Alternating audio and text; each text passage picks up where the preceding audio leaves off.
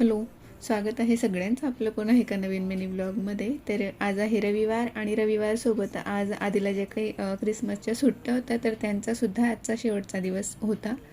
पण आधी मात्र सकाळी 6 ते 6:15लाच एवढा तयार होऊन बसला होता, कारण त्याला जायचं होतं क्लासला. आणि त्याला खूप आग्रह केला की हे काहीतरी खाऊन जा म्हणून, पण तरी त्याने ऐकलं नाही. तर तसाच गेला होता. त्यानंतर मग त्याचं तर काही बनवायचं नव्हतं. मग मी लागली माझ्या पुढच्या रुटीनला, जे की क्लिनिंगचंच असतं किचनकट्टा. तर तो क्लीन करून घेते रोज सकाळी. त्यानंतर आधीला बाय केलं. तो गेल्यानंतर मग हे आमच्या तिघांसाठी मी गरम पाणी बनवलं होतं, पण ते सुद्धा त्याने घेतलं नव्हतं.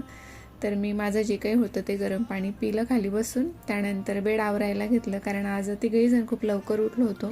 तर हे गेलं त्या आधीला खाली सोडवायला, तोपर्यंत मी बेड आवरून घेतलं. आणि आज खूप असं ढगाळ असं वातावरण होतं.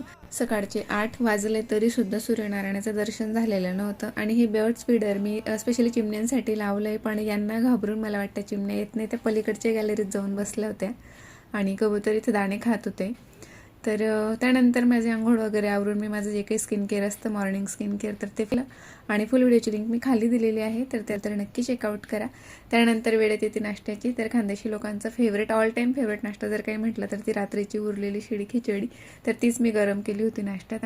आणि आज मला हे देवघरसुद्धा स्वच्छ करायचं होतं. गेल्या काही दिवसांपासून देवघराकडे बघणंच नव्हतं झालेलं. मला बरंही नव्हतं. त्यानंतरही 4 ते 5 दिवस मी पूजा वगैरे नव्हती केलेली. तर खूप धूळ अशी त्यावर जमलेली होती. तशी आधी आणि त्याचे बाबा पूजा वगैरे करत होते, पण ही इतर एक्स्ट्राची कामं करायला त्यांना अजिबात वेळ नसतो, कारण त्यांनाही घाई असते जाण्याची. त्यामुळे मी आज स्पेशल असा वेळ काढून छान असं हे देवघर स्वच्छ करून घेतलं ओल्या आणि सुक्या कापडाने. त्यानंतर देवांना अंघोळ घातली, देवपूजा केली, आरती केली. आणि आजची ही माझी देवपूजा. तर व्हिडिओ आवडला असेल तर लाईक करा, शेअर करा. बाय.